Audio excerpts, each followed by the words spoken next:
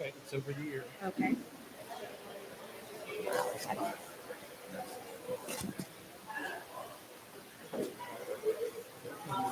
My glasses. We can just slip this in. That should work. Thank you. We should be talking about it. Okay. Hello?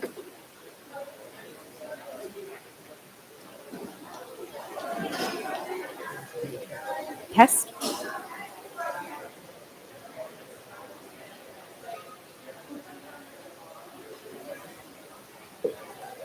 Test. Stephen Miller is a fascist. Test. Okay. Thank you.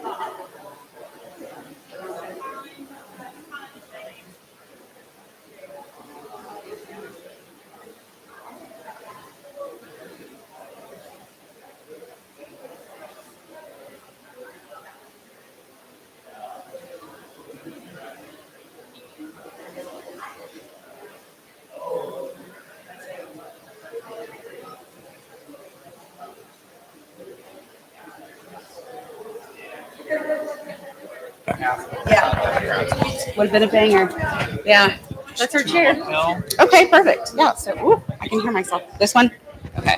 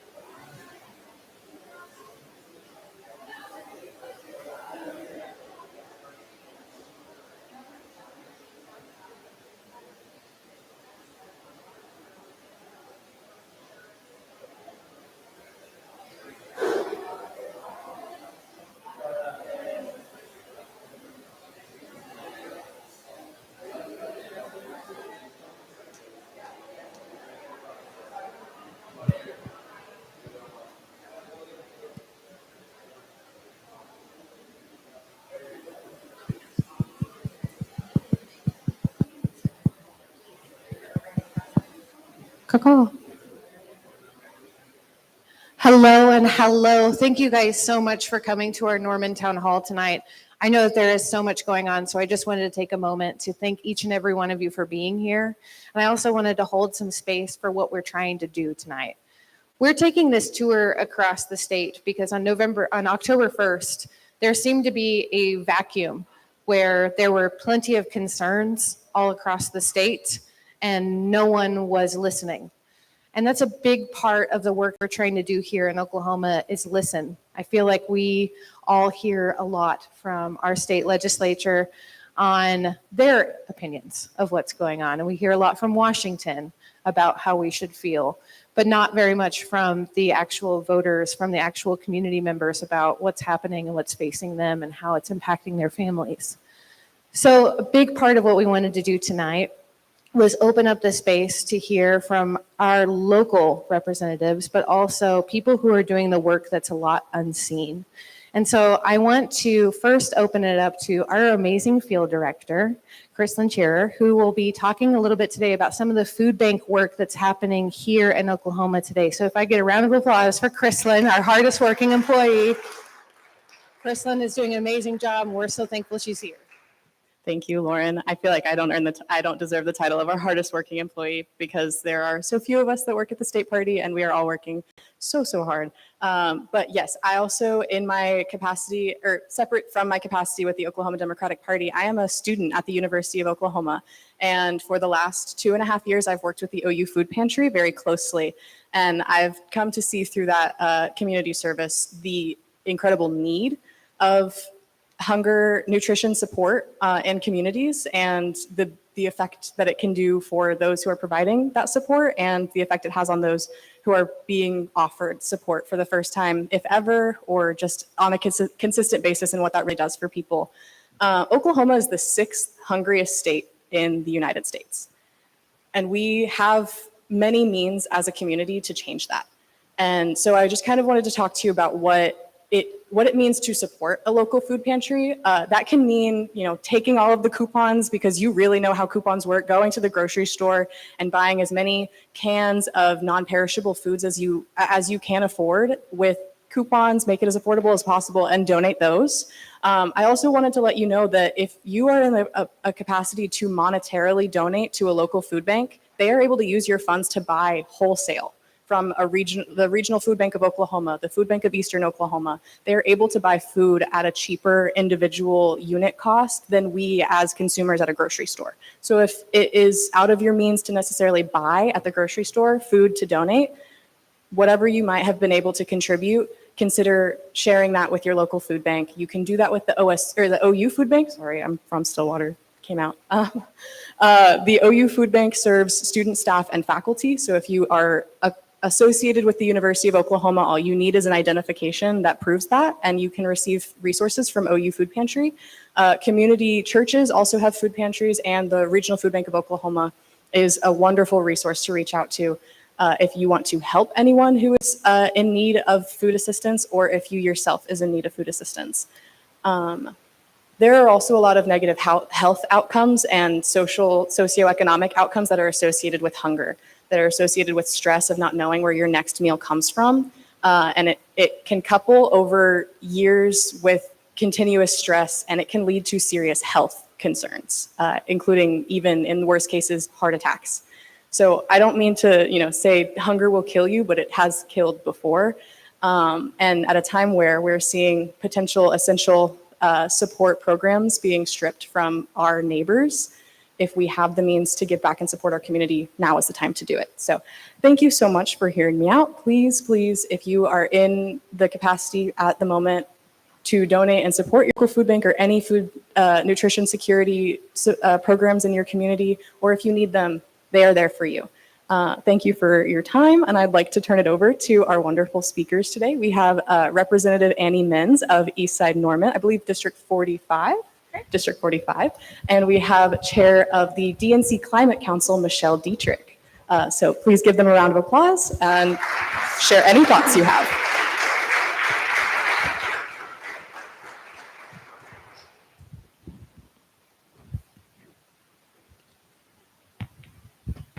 Hello. Can everyone hear me? They put this little mic on my lapel and I'm not used to these.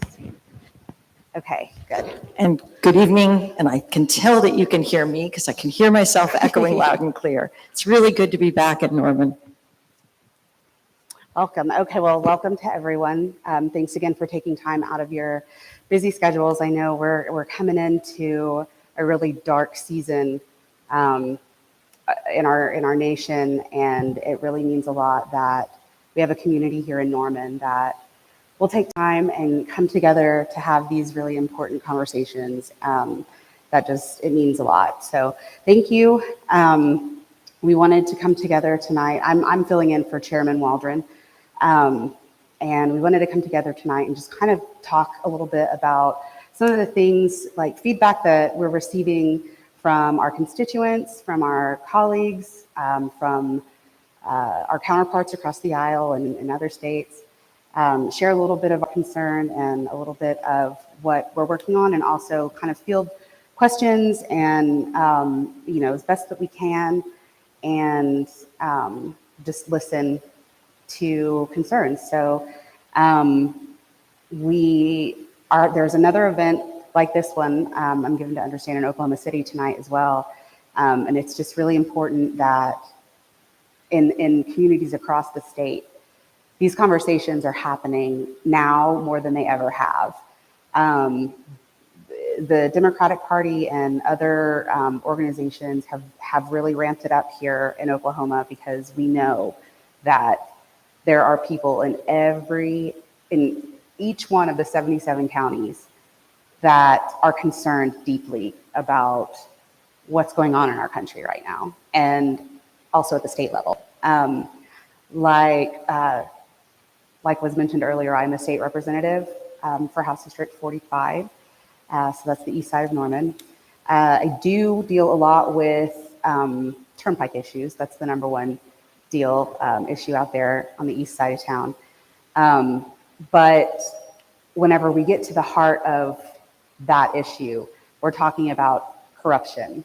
We're talking about lack of regulation. We're talking about lack of legislative oversight. We're talking about groundwater in our watershed, wildlife, protecting the water source in Lake Thunderbird that we are lucky to have.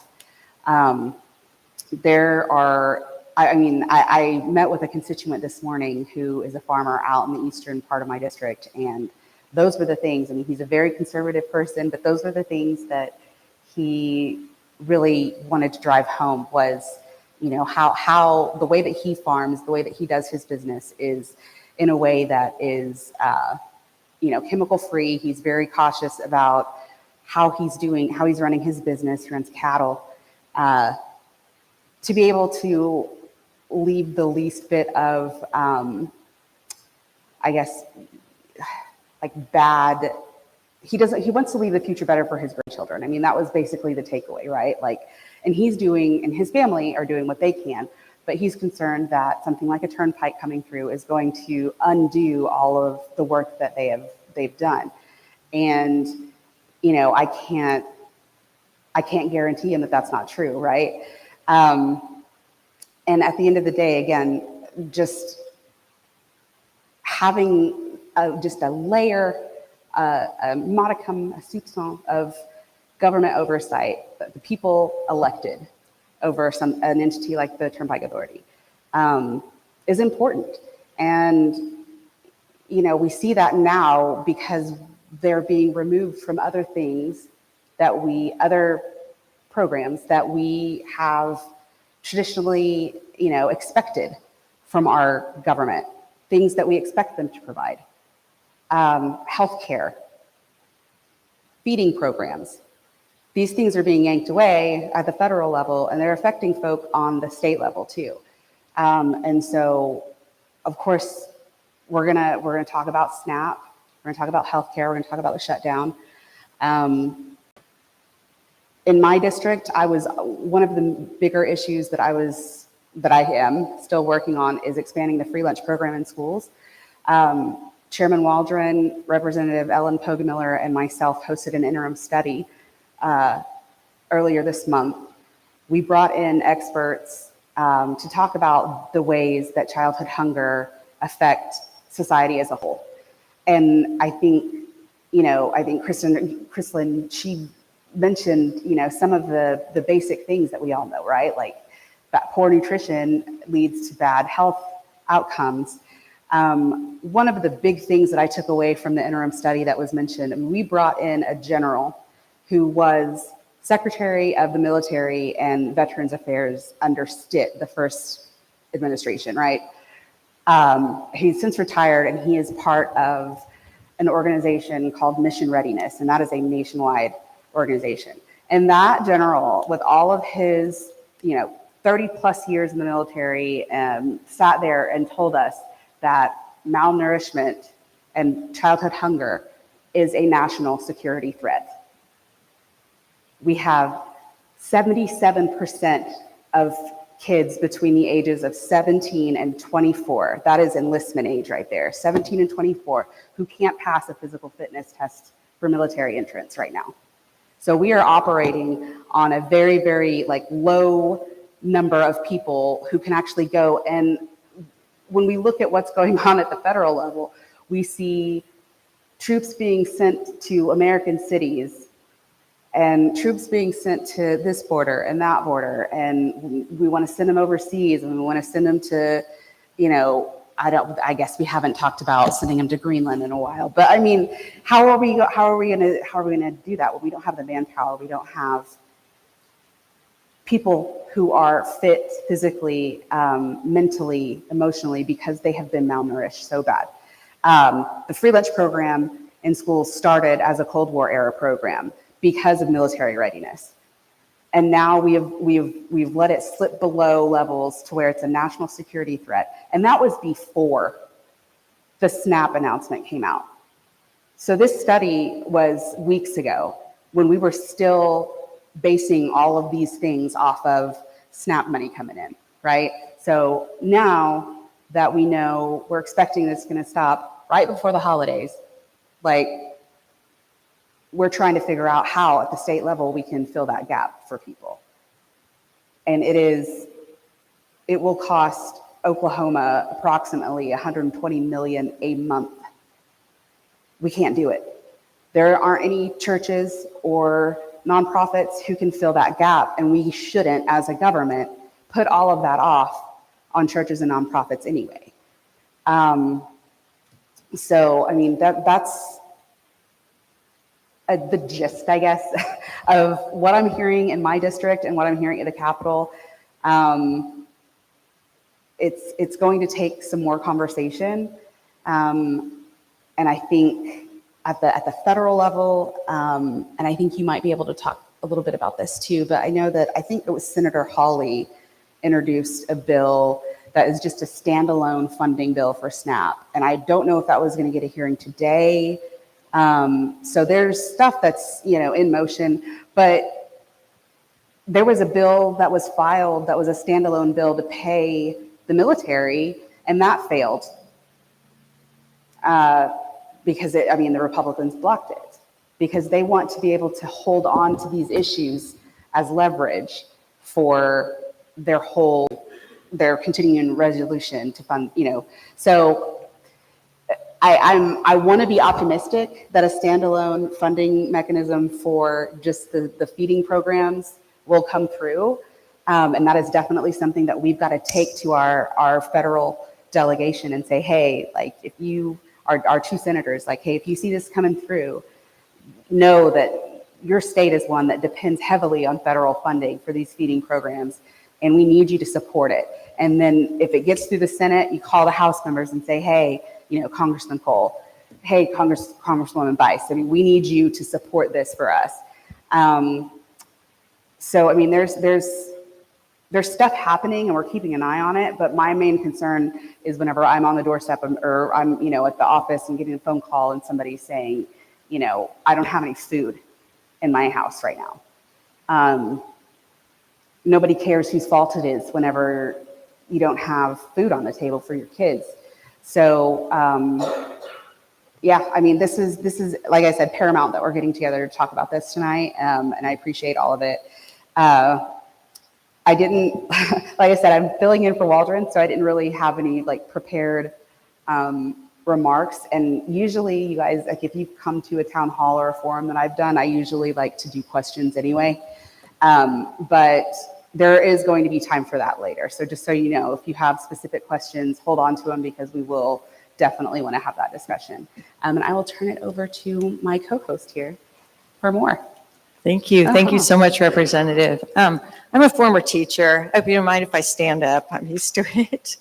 I'm Michelle Dietrich. I'm the chair and founder of the National Democratic Party's Environment and Climate Crisis Council. I'm a union leader. I'm a farmer. I'm from the battleground state of Michigan. And I'm a former elected official. So a lot of what Representative Menz was saying, it really resonated with me thinking about constituents. I was a county commissioner, vice chair of my county commission. And, in Trump 1, we were dealing with a lot of challenges, but it's like an order of magnitude worse now, like what's happening.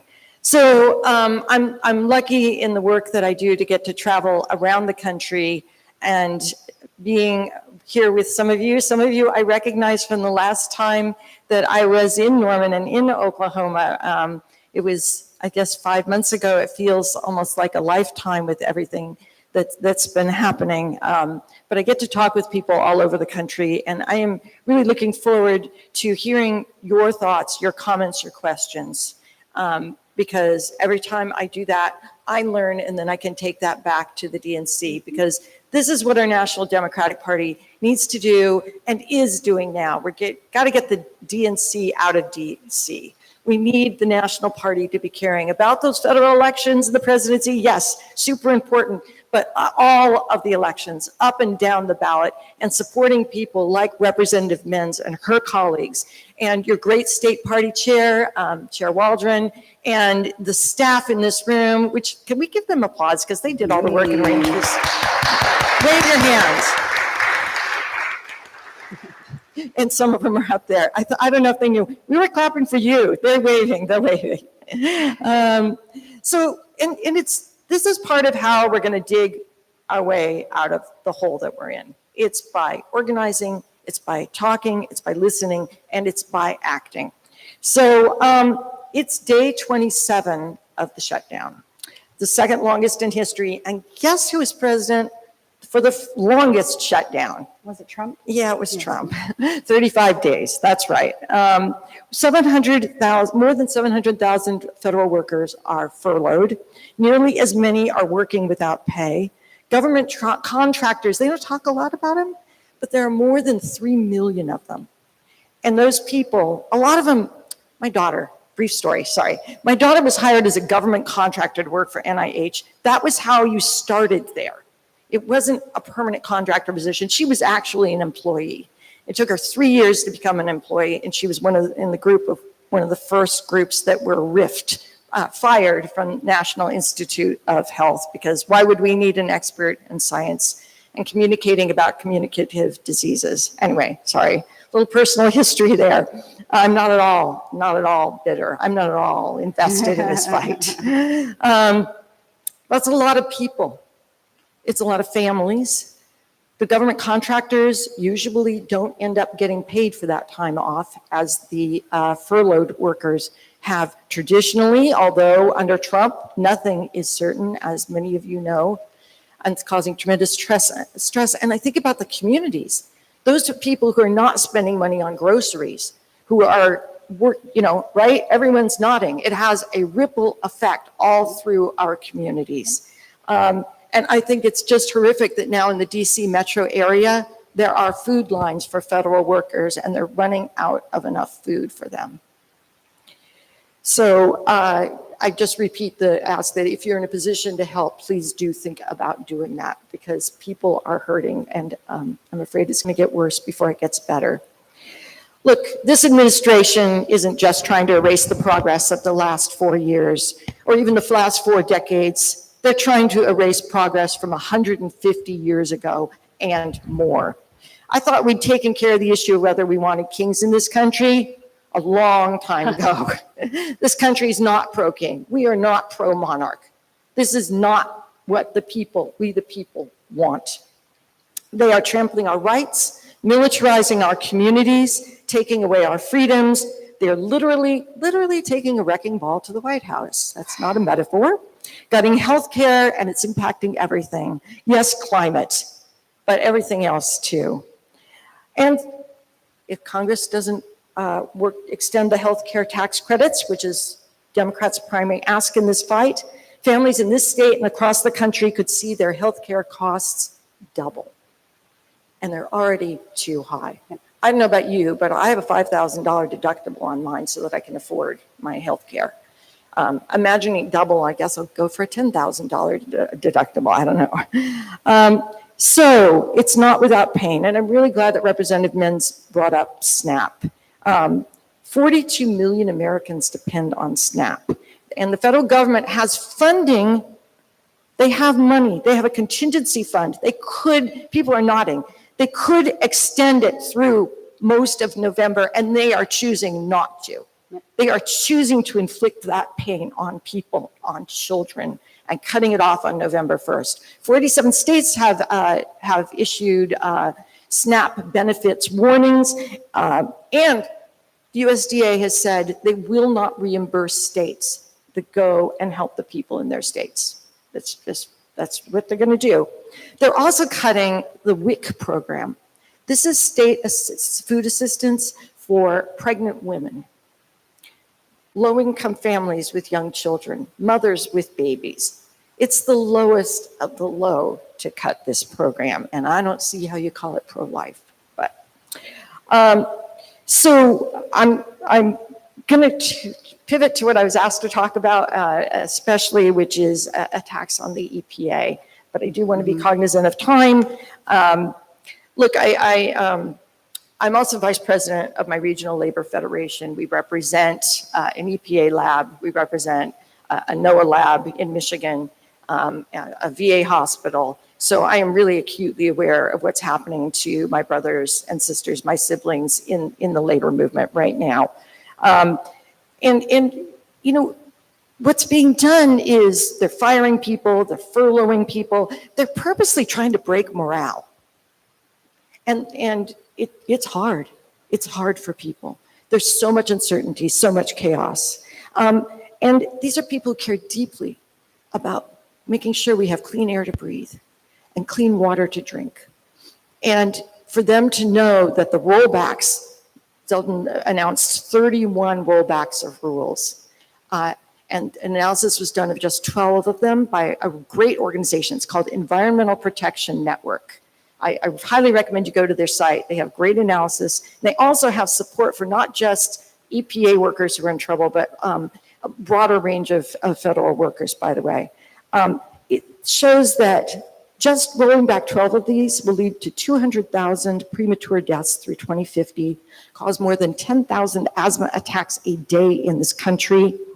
And getting rid of the endangerment finding that just says that greenhouse gases are bad for our health.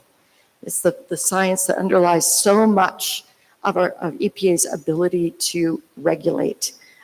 It's anti-science. They eliminated the scientific research arm. They eliminated the environmental justice arm. Last Monday, they moved to do new furloughs, and they are firing thousands of people at the Interior Department. So this community is like, you have the National Strategic Weather Station here. Have I got that name right? I've just been learning about what it does and how important it is, and it collaborates with the university, and there are collaborations like this all over the country. And so attacks on that work, especially right now with the new hurricane barreling toward Jamaica, which is just horrific, and then maybe to Cuba, and the waters of the Atlantic, second warmest ever. I just, it's beyond words. I don't need to say it. You all know. And that research is so, so important for protecting all of us from these climate-fueled disasters and understanding them and being able to predict them. I want to make sure we have time, so I'm just going to kind of skip near the end. Did you all have a big rally last weekend? Yeah. Wasn't it inspiring to be part of that? be part of those that are happening all over the country. And it is awesome. I heard 7 million people. And again, it was like double the size of the previous one. Really important that we take that and we turn it into action. That we turn it into people volunteering to register voters. That we turn it into people helping out in the elections that are, if you may have elections here. And if that's the case, you focus on those. But if not, think about volunteering for phone banks for Prop 50 in California, which is actually absolutely crucial. It's about redistricting. Public Service Commission races in Georgia, the biggest climate races of this year. Statewide races where we could flip 2 red seats to blue in Georgia and be more ready for Ossoff's reelection next year. We've got to keep Ossoff in that Senate seat. It's absolutely crucial. So whatever you're doing, think about how you can make those rallies turn into ways of producing electoral action and strengthening the resistance and doing more outreach. And I'm just going to say very briefly that the path to progress, the path of justice has never been a straight line. And we've had setbacks in this country before, big ones. But we've prevailed. We've kept going, no matter how hard it was. And that's what we have to do now, because this is our time. If we don't do it, then who will? So I'm really glad that you're all here today, and I think we're ready for questions. Yeah. Sounds good.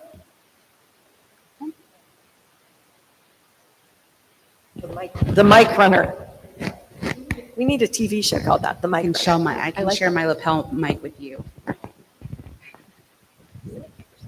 No problem. So is there any kind of relief at the state party level for like cross-party, specifically for programs that are maybe being affected by the shutdown, or should we all be kind of bracing for the person in that regard? So as far as this week, as like the latest has been, we can't afford, just for the SNAP situation, right? We can't afford the 120 million a month price tag at the state level. So we've already been existing on shoestring budgets. We've had a governor in office for several years who, demands that the agencies request flat budgets, despite the fact that we've, been enduring inflation and rising costs, and they're still asking for flat budgets. And we know that they actually do need more money. They need higher funding to not just carry out the regular programs, but to expand and to, get into helping more people. So we already have a situation where, to me, a flat budget is actually a cut. And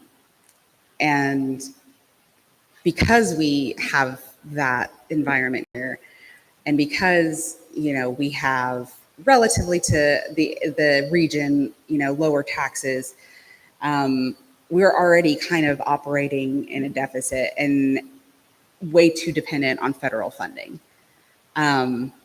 So at the state level, those conversations are still ongoing, but I think short answer is we brace for the worst, but we fight back. And we get it thrown in our face too here at the state level, Democrats do, because the federal level, in Congress, they're fighting, the Democrats are. And I know that since this started, what you said, we're day 27, right? Like the first few days, it was like, this is all the Democrats' fault, and that's still a talking point. I saw Senator Langford post it today a couple times.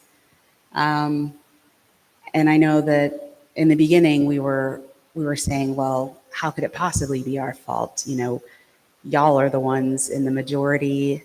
You've got both houses, you've got the Supreme Court, you've got the White House. How could it possibly be our fault?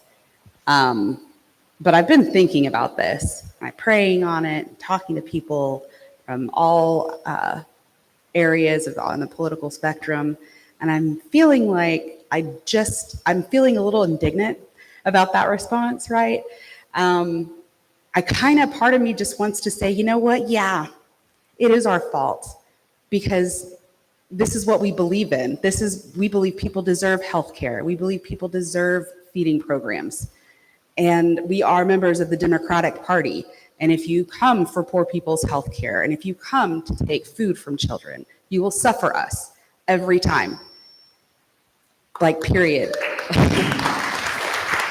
I feel like carrying that here in Oklahoma we're in a unique position here where we can stand on that and not budge.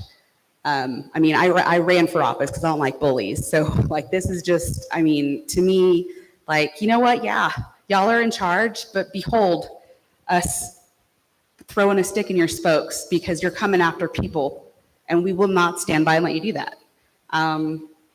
So yeah, I think at the state level for us to be able to do that. That's a good question.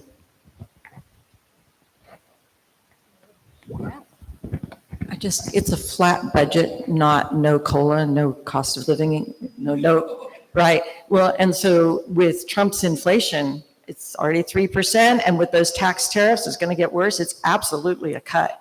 Yeah. It's a talking point. Yeah. But it's people suffering is what it is. Yeah. We'll see if I can form a question here. There's so many rolling around in my head. And I realize this is more our area. I'm deeply concerned about what the next step's going to be. I don't know how many of you have looked at Project 2025. It's on my computer. I've read it. I've looked at it. If you haven't read that, read Mein Kampf. It will tell you the same thing. What really are the next steps? Will we have an election next year? I don't know. I think that's the real fear.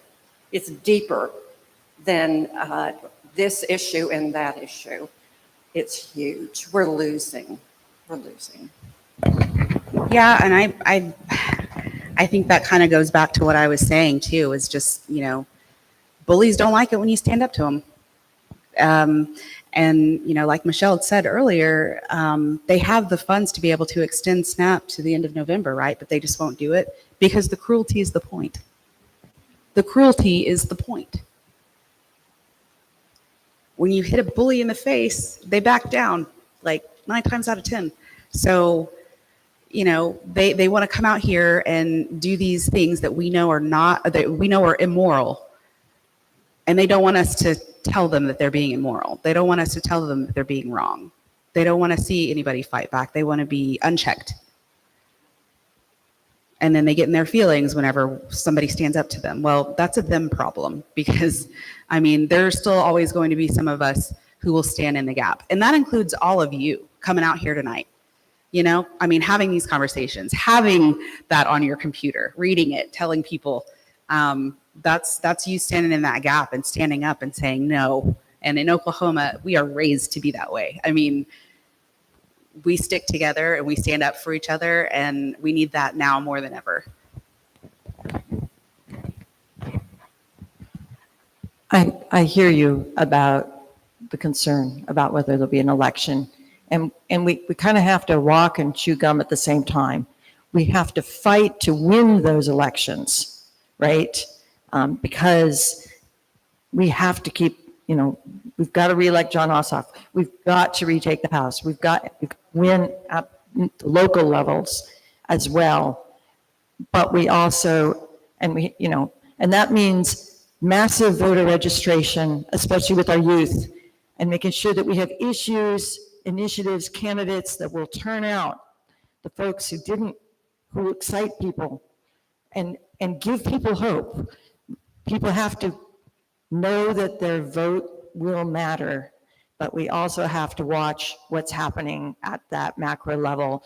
There could be elections, but so much voter suppression, so much fear at the polls that people don't turn out. And that's where our solidarity, which I think is probably more likely than no vote. I think there will be elections, but what's going to happen to make those elections not go the way they would if we, the people, were actually expressing our thoughts. Because, Trump's popularity is plummeting and his individual policies are wildly unpopular. Democratic policies, when you poll, people like them. They know that. They know that cutting SNAP when they've got money is not a popular move. You're right. It is cruelty, but so they're going to do everything they can, you're right, to subvert that voting. And that's part of our fight.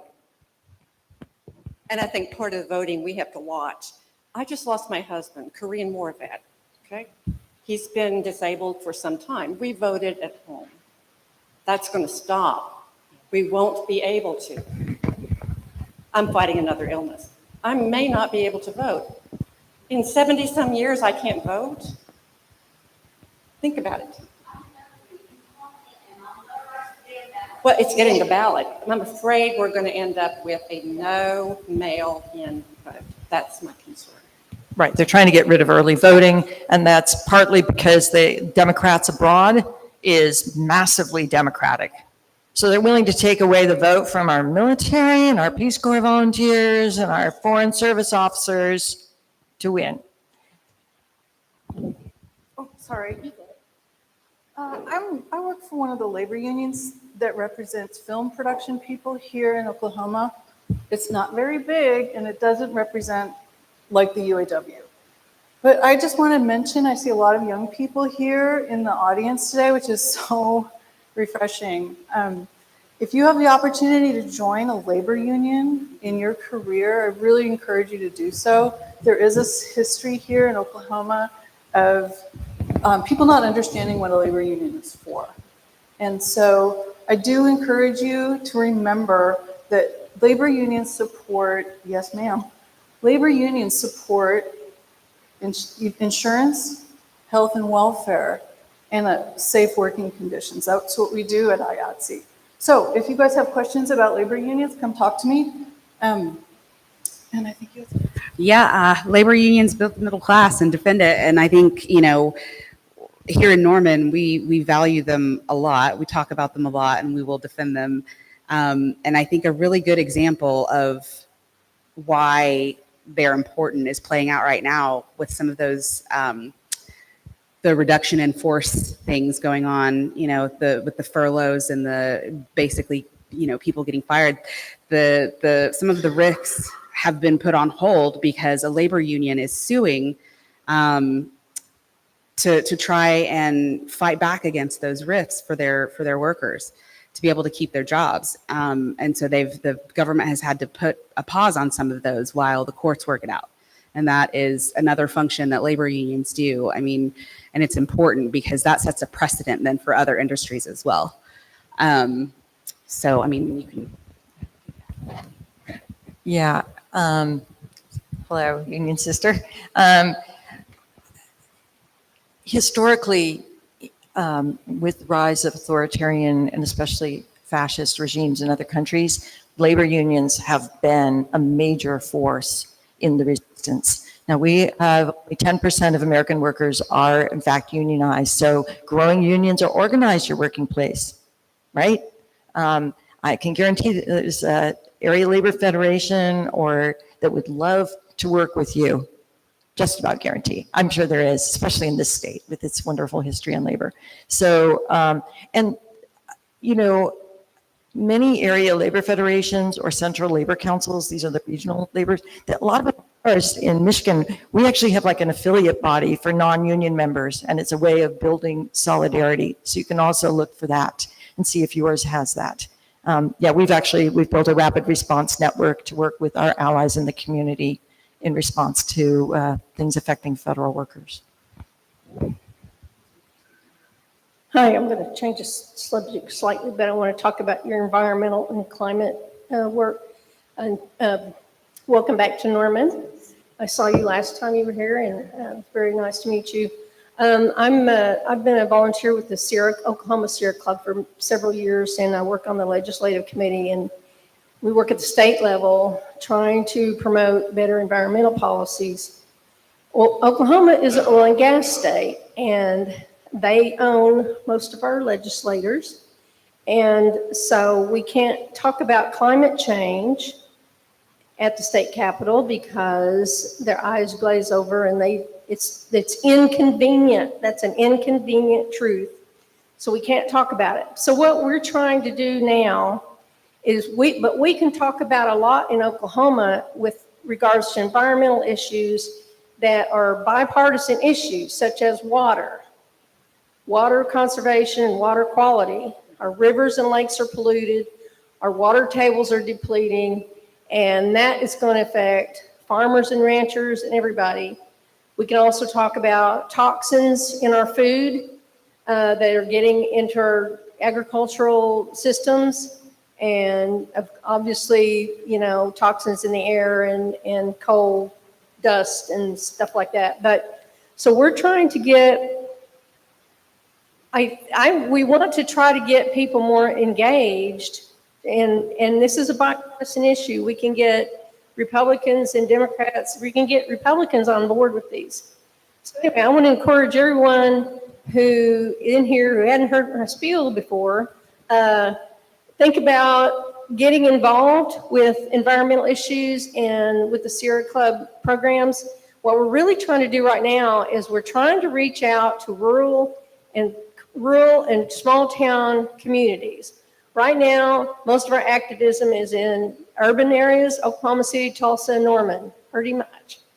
And we need those rural voices, and we need those small town people. So if you know someone, if you have relatives or friends that live in a small town in Oklahoma, next time you have a conversation, maybe bring it up. Like, what do you think about, the water pollution? What do you think about the lakes all having mercury in the fish?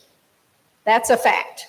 We can barely eat fish out of our lakes because of mercury. Just try to get more people engaged. And thank you for coming in. We could sure use any advice that you might have to help us. We would like to activate climate voters, but we're really struggling with that. Thank you. That was a great set of issues that you brought up, and it's really good to see you again. So in terms of what the DNC Council is doing, we've just started, did our first one. It was a series, we're doing a series of online workshops called Environmental Messaging in Rural Communities. And there's a heavy, we did our pilot one, and we got to learn from it. We want to keep getting them better, right? There was a strong emphasis in that one on the power of storytelling and also on the importance of who's bringing the message. That like people from rural communities, people farmers and other members of rural communities are very powerful messengers in those communities. So that kind of outreach that you're talking about is really, really important. But we did one with the Wisconsin Democratic Party, and would love to work with Sierra Club or any other organizations that would like to do one in Oklahoma, as long as you've got the blessing of the state party, because you all know Oklahoma, like what's helpful. We want to make sure that we're always being helpful. But there are so many issues that matter right now that have always mattered in rural communities, but that are really like, things are getting so much worse. They're mattering more and more. And there is an opportunity in this tragedy that we have for us to become again the party of farmers and labor, like the Minnesota, it's still called the DFL, Democratic Farmer Labor Party, right? And I think there is a natural affinity for those groups. So like I say, we did a first one, we're still learning, we want to get better, but would love to work with you and think about something like that. That's not all of the answer you need, but you've got my number, give me a call, all right?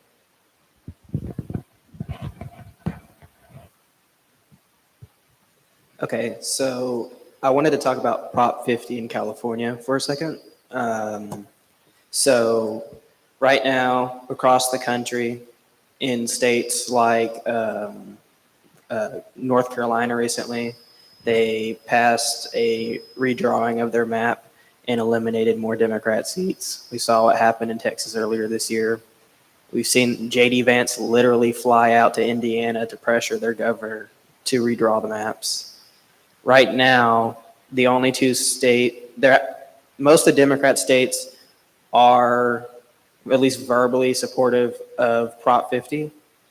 But the only two states I've seen so far that have started to redraw their maps or have started the process of doing it is California and Virginia.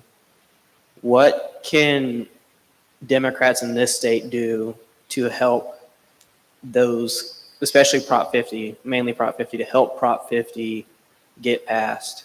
Like, what can we do to help them? Well, phone banking efforts, I think, are ongoing to help try and turn out voters. I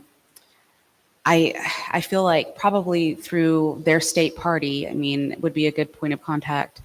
I don't know if our state party maybe has contacts, but yeah, are going through DNC. Yeah, there's phone banks every day, several shifts, and they would love help. So there isn't text banking that I know of. It's a good question, but I will say you never say you've won till you've won, but we're cautiously optimistic there. It is super, super important. And yeah, we need the Prop 50 to pass. So we want to win, and we want to win big. Are there municipal elections here or anything? I don't want to take attention away from anything that you all are working on. There are some, but some people may not. So I'll share that information with the state party, but I want to make sure we're not detracting from your own local elections that need to get won. I mean, so I think it would be cool if like college Dems or young Dems or something did like a phone bank night or something to specifically for California, because I don't know, like I listened to the Well Read podcast, Trey Crowder, Drew Morgan, Corey Ryan Forrester. They're hilarious. They're Southern. They grew up in Appalachia, and they're liberal. And they talk all the time about how they travel the country doing their stand-up, and they have very thick Southern accents. And people expect them to say certain things because of the way that they sound, and they just don't, hold any of those values. They sound, and so it's important that they're going out to those communities out across the nation and saying, hey, we're not a monolith. So I feel like it would be impactful for folk in California to hear from young Oklahomans. Also, when I go to legislative conferences, I meet legislators from other states, and they call us the warriors. Like, Democrats in red states, y'all are in the trenches. I can't believe that, I get told that by New York Democrats, and you know what I mean? Like, and they're just like, you work so much harder than we do. And so, they appreciate the stories we have. They appreciate that we are vocal here. And I think that they'll probably appreciate hearing from some of our youth and people who care about the future of your country. That's a pretty good idea. I'd also really like to invite you, if you don't have other things you're working on, I'm working with College Dems nationally and YDA this Wednesday, 6 to 8 Eastern, 5 to 7 Central. I'll be kicking off a phone bank for the Georgia Public Service Commission races. It's such a terrible name, Public Service Commission. It sounds so boring. It's so important. The Republicans in charge of their energy in that state have raised their rates 6 times since the last election, almost $600 a year for the average Georgia family in increase. That's huge. And this is happening all over the country. On average, since Trump's taken office, electricity bills have risen 10% in this country. So these are, statewide races, flipping red to blue for 2 terrific candidates. So, yeah. So maybe think about that too. We will have some. I'm going to be running again next year. I haven't officially launched, but just so everybody knows, you've heard it here first. I'm running again. And so will Jared, so will Jacob, and Mary as well. And of course, we've got statewide candidates who have already all announced. So we've got governor, lieutenant governor. We've got a lot of statewide, we've got folk for Congress. I see Mitchell back there in the back. So yeah, there's plenty of opportunity for us to get after it. But also, important work that we can be doing outside of the state as well. So. Sorry, this is an awkward spot to be right in front of y'all. Okay, also, I'm probably going to stutter a bit, so just, but anyways, so I want to, it's kind of on and off topic, but the state has not increased their minimum wage at all since like '09. And I was going to ask if the state has any plans to increase this. And of course, I recognize that the state is kind of poor compared to other states. I mean, we just talked about being in a deficit. But I do think that there is a correlation between low wages and a lot of people on like SNAP and EBT and stuff like that. And of course, we've seen how inflation has eroded the buying power. So I think this is a pressing issue. So thank you. So there's a state question. I think people, the state chamber was fighting it, but this kind of goes back to something that Michelle had said earlier about Democrat ideas being popular. If you think over the last like decade or so of all of the state questions that have gone through, weed, Medicaid expansion, the criminal justice reform that the state legislature keeps rolling back on. I mean, the people in Oklahoma they love our ideas. Why don't they love our candidates? We'll talk about that at another time. But they love our ideas enough to collect those signatures and get out there and vote this into law. And minimum wage is another one. I mean, that's something I've heard about on the doors. I mean, since my first campaign, people talking about increasing the wages. And then, I think homelessness is a really big topic here in Norman, especially with the West Side set. No offense to anybody who is from the West Side here today. But this is something I know that Representative Rosecrans hears about a lot too. And we can't have these conversations without talking. I can't talk about housing, about food insecurity, about, economic stuff. We can't have those conversations without talking about wages, without talking about minimum wages, and without talking about workers. And so that's something that the people are starting to organize on. And I mean, there's the state question, like I said.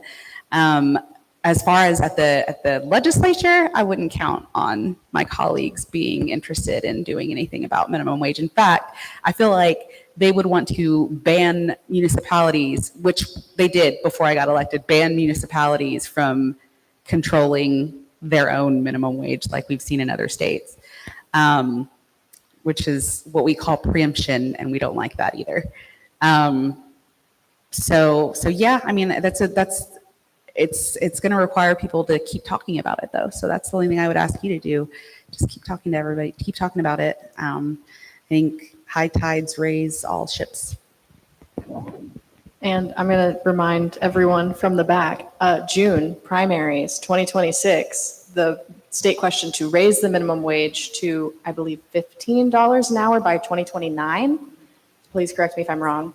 I saw nods, so I'm going to believe I'm right. It's an incremental raise, is on the June 2026 primary ballot. So please educate yourself on what Democrats are running, if they are running in a primary, because they will be on that ballot too, but show up and vote in June of 2026. And I'm moving on to the next speaker. Hi, thank you for being here. A short question that might lead into another one. Do you see on a national level ballot measures and petitions being useful as an organizing tool? Like, do states that have them use them? They do. So as you mentioned, we can't rely on Republican legislatures to do anything. And although we've been very lucky to have some bills passed this last session, I think Democrats are leaving a tool on the ground and not using it. So we're only required to get almost 100,000 voters for legislation, 200,000 for a constitutional amendment. Our last gubernatorial election, we had 650,000 Democrats. We have 3 times the amount of people in our state that we need to put any number of questions we want on our ballot every time if we organize for that. And this coincides with a pressing need for the Democratic Party in Oklahoma, where we need to organize our counties. For a lot of these counties, they ask, well, what are you doing? And it's a chicken and egg situation of, well, we don't have power, so we can't do anything. We don't get power because we can't do anything, right? By focusing around petitions and leading from the Oklahoma State Dems, getting a slate of petitions, those are measures that every voter in Oklahoma has access to vote on, regardless of whether we have a Democratic candidate. So I'd really just like to encourage the state party specifically to really get on that project of bringing things people can vote for. It allows us, when we're knocking on doors, to say, hey, this is what we're doing. Do you like this, this, or this? It's also something we see with the minimum wage ballot. Leftist groups are allying with us on these issues. They're going and door knocking on raising the minimum wage, on opening the primaries. And there's almost over 150,000 signatures already collected by the potheads.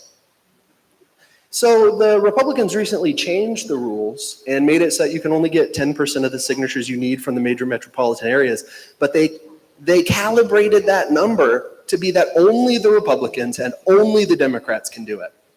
But it would require organizing all of the counties we have currently organized, more than they are now. So I just see this as a pressing opportunity and a tool we can grab to rebuild power here in the state. Sorry, it's a No, soapbox. it's great. question. Thank you so much for saying all that. No, really. And that last thing that you said was very, very powerful. Specifically, I think people are starting to notice that at the state party and specifically within the House Democratic Caucus, the whole, the victim, there's a culture shift happening. So the whole, the chicken and egg thing that you said, we don't have power, so we can't, do this. But we're not backing ourselves into that corner anymore. People can do math. They can see who's elected and who isn't. They can see what party we're with. And I don't need to point it out. I still have the voice of 40,000 people. And we're not, I know what we stand for, and I'm not afraid to stand up for it. And that culture shift, I think, is to the point of, organizing. We're doing it right now. We're doing it in OKC right now. In other towns, there are counties that are coming together that haven't had county organizations in a long time. They're getting them back up and running. And it's a culture shift is what it is. It's this, since 2006, we're getting beat down. And, I don't know who among us here, show of hands, is excited about, cowering in the corner and saying, please don't hurt me for the things I believe in, because I'm tired of doing that. And I think, the House Democratic Caucus, I know, we're not owning any of that victimhood anymore. And it's been really gratifying to see the state party move in that direction too, as well as, having more participation in young Dems and college Dems than we've ever had across the state. Seeing the young people coming together to support that has been really gratifying. It's a deep culture shift that has to happen, and that is with people showing up and saying things like that, frankly. Just this is what needs to happen. This is what we need to do. Here are your marching orders. The meeting is not the work. The work happens after you leave the meeting.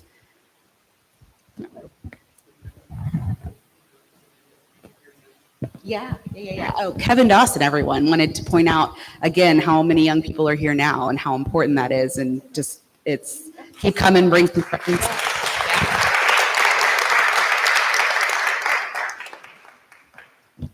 Just real quick, you've mentioned something, Ms. Dietrich, that reminded me. I wanted to let people know, you mentioned the Utility Commission and what was that, Georgia? We have here the Oklahoma Corporation Commission, which is the same thing. It's a 3-member commission, and they approved those rate increases. Those are like, OG&E just asked for another rate increase last week. They approve or disapprove rate increases, and I believe Todd Hyatt is termed out next year. So there should be, everybody pay attention to the Corporation Commission and who's running. We need to get someone who's actually going to stand up for consumers instead of the oil companies. So pay attention to the Corporation Commission. Yes, and we're finding the message about affordable energy being really, really powerful in Georgia and across the country. But there'll be a lot of, like, what we learn from that race can come here. That's good news. Let's get them out. Let's get them out. All right. Hey, I'm Megan Grace. I am the Cleveland County Women's Dem Chair. We are doing a Friendsgiving on November the 25th. It's the Tuesday, right? At Noble Library. We're going to be doing like just a potluck and everything else. If you can't bring food, come and eat, please, because we just need community, organization.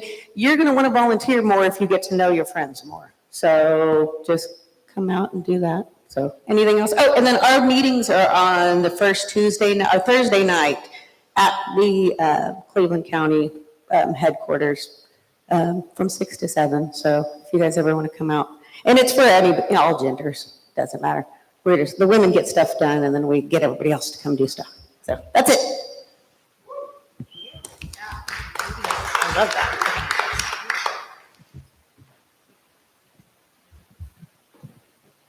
So just a quick comment, really. I personally know two people who voted Republican. I hate to use the word Republican because that's not what they voted. That's not what they got. I know two people personally who will most likely be changing their vote.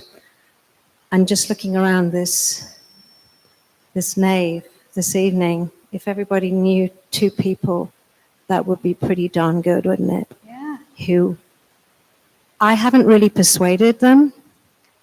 A friend of mine persuaded her daughter, and I've just sort of drip-fed a few things to my neighbor and friend.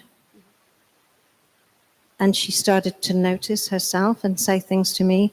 So I'm just hoping that my experience is not the only one.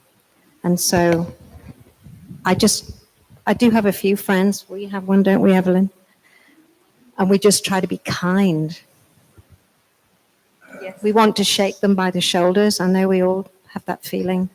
And maybe smack them across the face briskly. But extending that kindness and trying to understand. And I wonder if you're experiencing anything like that in the House. There must be elected officials who are second guessing why they are voting the way they are voting.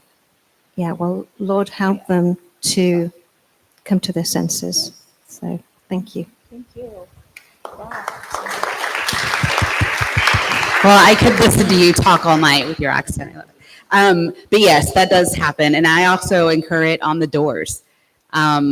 Like I said, the number one issue in my district is Turnpike. That it boils down to private property rights, to government corruption, all that stuff. And those were typically Republican talking points. But because I'm out there fighting for these things, I flipped a precinct in the last election, and I have so many split ballots. And they are never going to get those voters back. They're never going to get them back. And I know that some of my colleagues in the legislature, I mean, some of the freshmen that came in last year, they're far, far, far right. And so they are bullied by the leadership of their own caucus.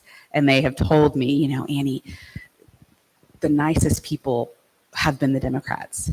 They've just been so nice to me down here. Like, you've showed me how to work my little machine and the buttons. You've, asked me questions and actually respected me enough to ask them to my face. And just telling us, you guys have been nicer to us than members of our own caucus. I'm like, you know what? That's our thing. I mean, I'm glad that you recognize that, and you're certainly welcome here. You were duly elected. Just like I was, but yeah, I'm a Democrat, and that's our thing. We're going to be nice to you until you start attacking people. Then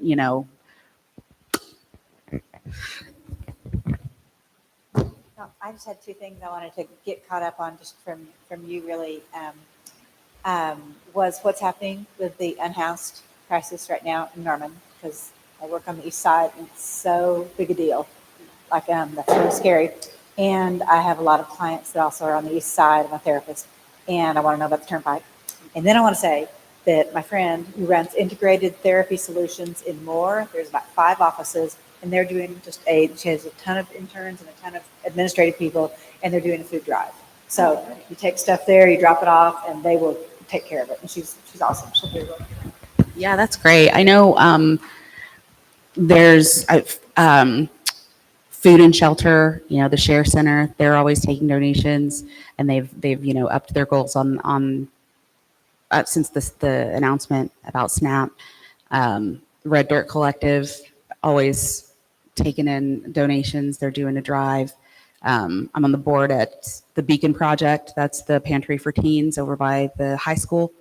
We're always taking donations, and we're doing a drive now too.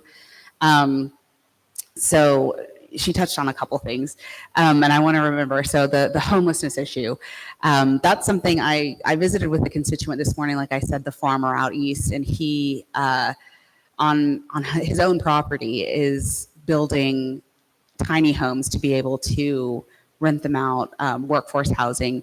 There have been several interim studies done this year about housing, specifically eviction reform. I mean, I think we need to go in and look at our landlord-tenant statute again and realize that it favors landlords. And while sure we need landlords, we also need tenants, and it should be balanced a lot more. We kind of have an express lane to eviction in Oklahoma. And so with the lack of affordable housing, with it being so easy to get evicted, we see things like increased homelessness, especially since the pandemic. And just with rising costs of everything and wages not keeping up.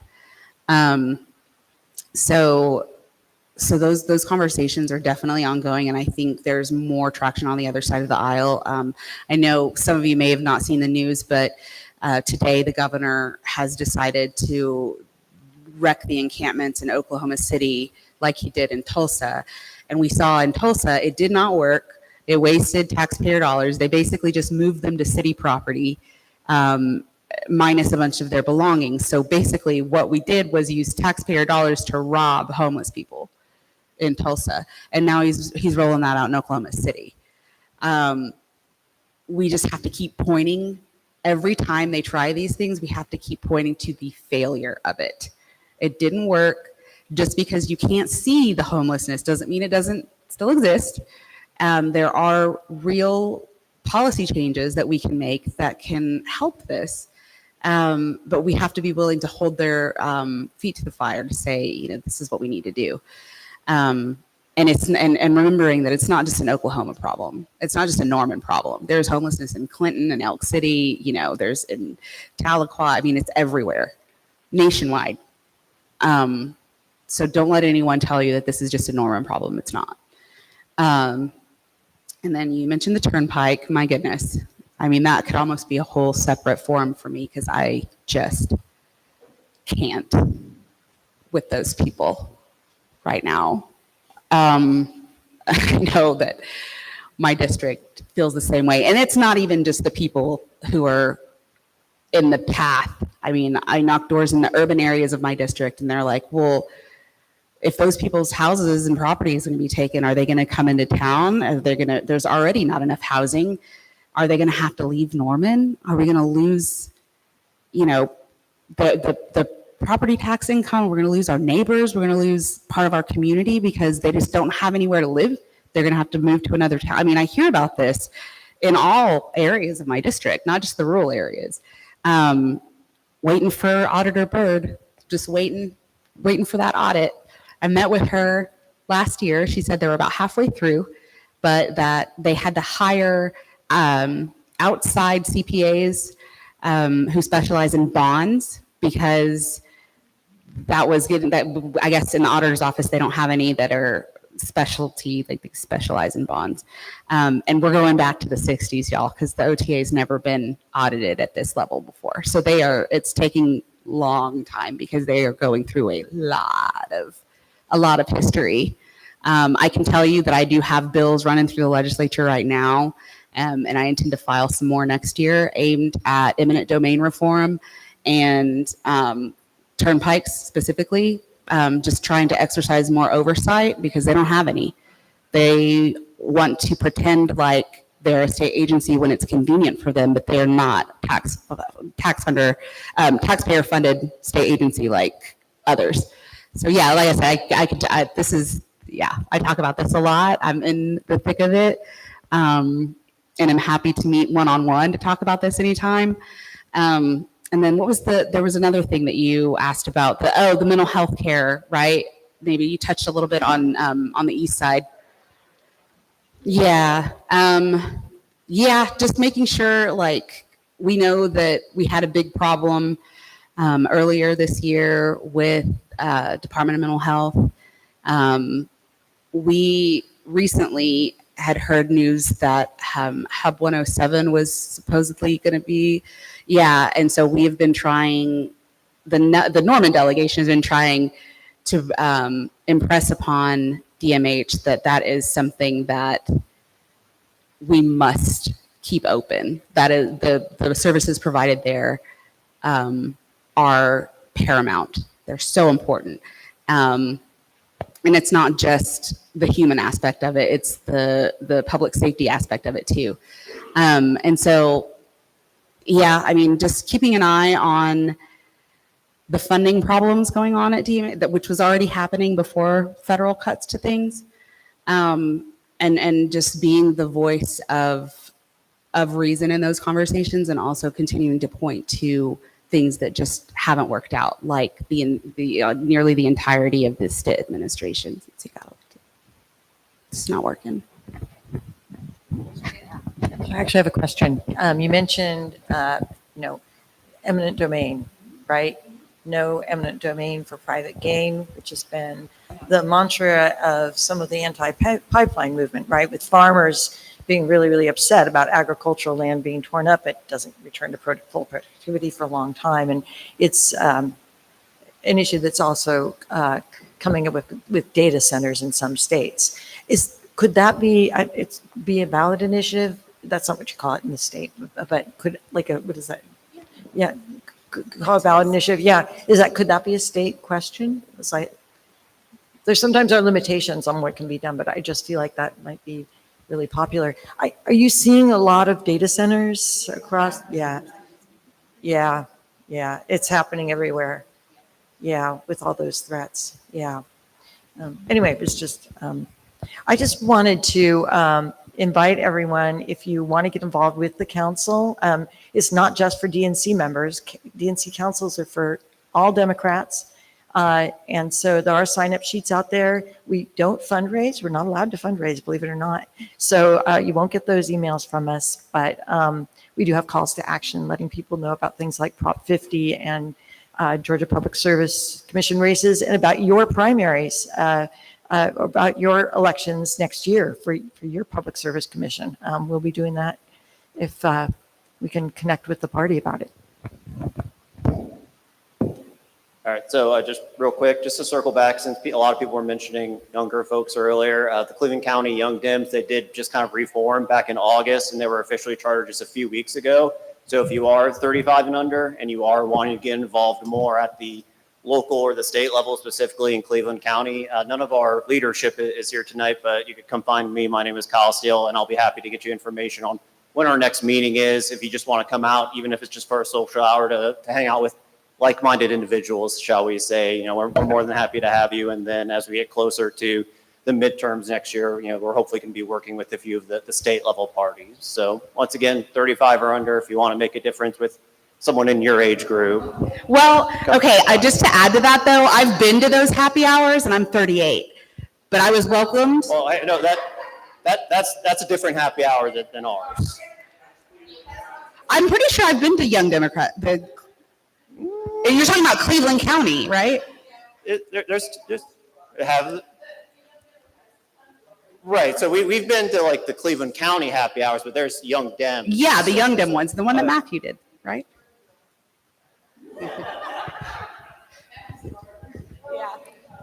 I will, on top, or to add to that shout out, the Cleveland County Young Dems meetings are very funny, and if you have not been to one, you should go. It'll be a good time. So since you touched on Red Dirt Collective, we are taking donations. Our goal is to help all of the participants who are losing their SNAP benefits, and we will be making baskets and having groceries available for all those who have lost their benefits. So if you do have some extra change, help us out. Thanks.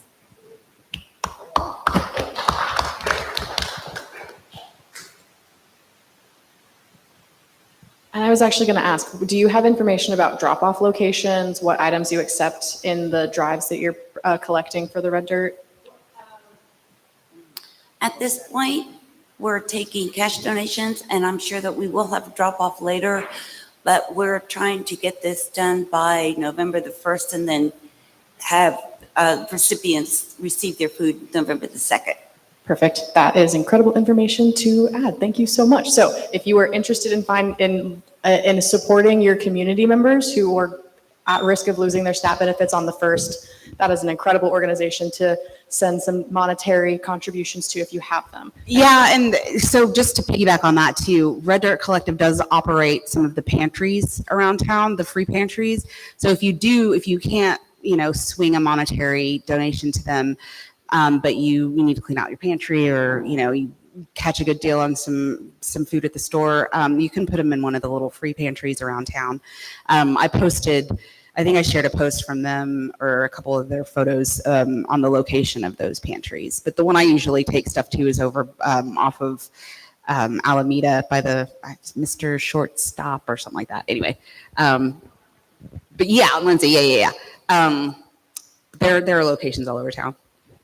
So there is a post blowing up on Blue Sky right now, and I had it sent to me, but it's saying if I were running the DNC, there would be a Democratic Party sponsored food relief banks across the country right now that specifically welcomed anyone regardless of that party affiliation. Along with the food, there could be voter registration and links to run for something. So we've got all these people saying, yes, here's my local food bank and this local.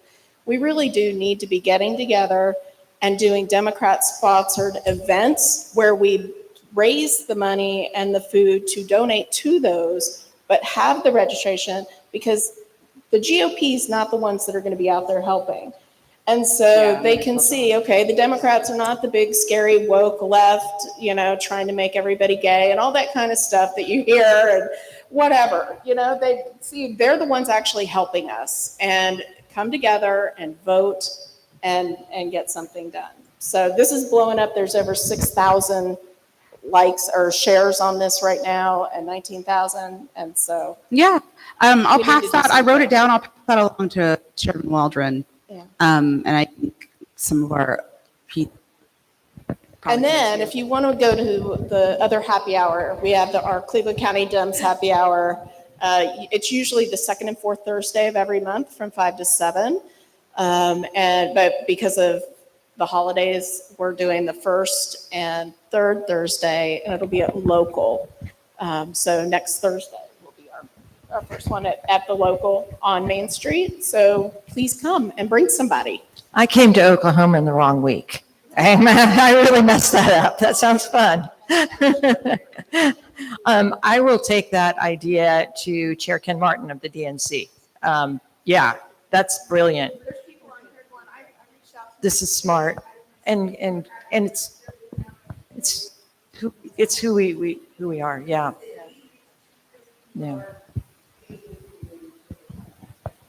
And yeah, well, and it's who was talking about? A couple of people are talking about county parties, and I'm so happy to hear that more are getting organized in the state. A year ago, a study was done, and there were barely 300 active, vibrant county parties in the Democratic Party, county parties in the U.S. out of 3,244 counties. That's changed rapidly, partly because of more funding coming down from the DNC. The new chair is really working on it. But anyway, this is like perfect because you want this to be local. So yeah, I think. And on that subject, the Cleveland County Democratic Party is doing a food drive. We have a drop box at the office, and if you want to donate cash or a check, we'll take that too. So stop by the office. How are we advertising that? Because We just started it, Okay. like, just like spur a couple of days ago. That's great.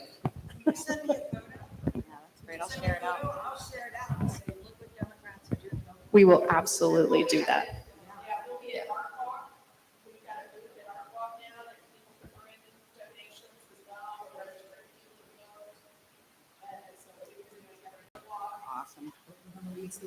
Yes. Okay, and then I was gonna, just for anyone who is not aware, if you've never been to the Cleveland County Democratic Party, it is at 300 West Gray, so that is on Gray and Webster in Norman, just off of Main Street. I wanted to see if there were any other questions, because if there are not, can we please have a round of applause for our incredible speakers?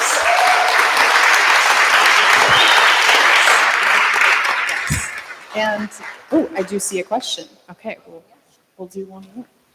I'll let this be the last question. We'll let y'all get home. I don't really have a question.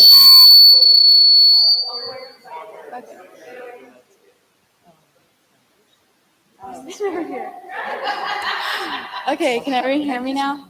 Okay, so I don't really have a question, but I would like to say I went to the No Kings protest back in earlier this year, and I think it's super, super important that people find ways to like feel hopeful about what they're doing. And also to add, I don't remember who said it, but I have also been like kind of talking about, you know, being leftist, being, you know, a Democrat and all that to family members. I'm from Texas, so obviously Texas is one of those places where it's like, you're speaking to a brick wall.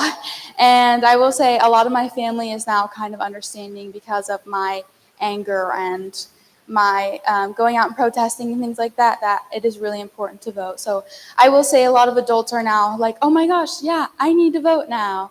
So yeah, those efforts are important. And I think that more people should find ways to find hope in situations like this.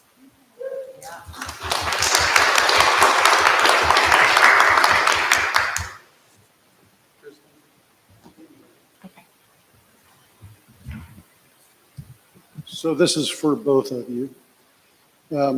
My question is, we've all talked about this November 1st deadline, this looming cloud that's going to be hanging over all of us.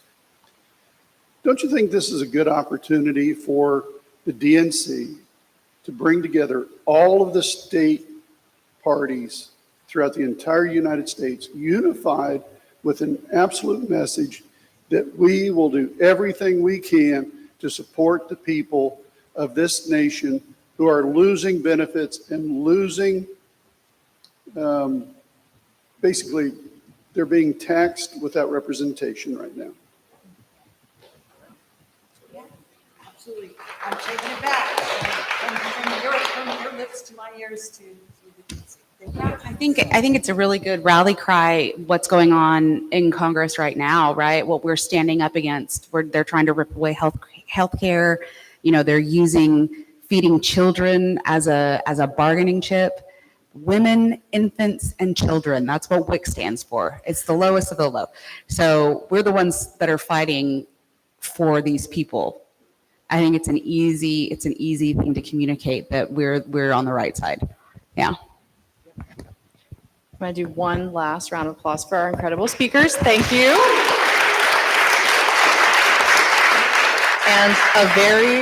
And please give yourselves a very deserved round of applause for your questions. It was a wonderful conversation. Thank you all for being here. I did want to open the floor to one of our CD4 candidates, Mitchell Jacob, for a closing remark. I will take too much of your time. I know we've got little ones to get home to and things to do, but a few questions. Who's ready for Tom Cole to retire? Who believes that it's time that we have a representative who actually gets close to town hall, listens to the people, and has a conversation with you about what matters most to you? Yeah. Well, I don't think that they care much about that. And I've been listening tonight as we talk about SNAP, and one thing that strikes me is the USDA announced that it would not be extending SNAP using its contingency funding and said that it would be illegal for it to do so.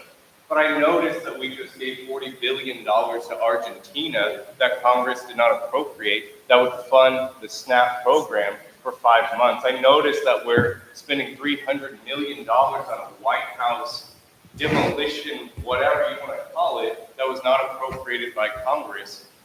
And we are doing things without doing it the right way, without asking permission, and illegally, if you will use that word. So it's only when it matters to you, when it's to help you, to stop a child from starving, or to ensure that a home who is furloughed, doing the work that they're required to do to keep this government functioning while it's in a dysfunctional state, those are the ones who are going to go hungry and without food. And we deserve better than that. My name is Mitchell Jacob. I'm running for United States Congress right here in CD4 that includes Norman all the way to the Red River because I care about you, because I live paycheck to paycheck just like you. And I believe that it's time that someone just like us represents this district. Thanks for being here tonight. It means that you care more about this district than Tom Cole, who still has not hosted a single town hall. And the fact that you're here means that you're more informed and engaged than even our elected politicians.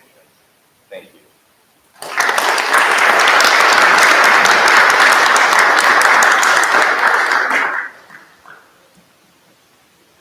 And thank you all so much for being here. That's all, folks.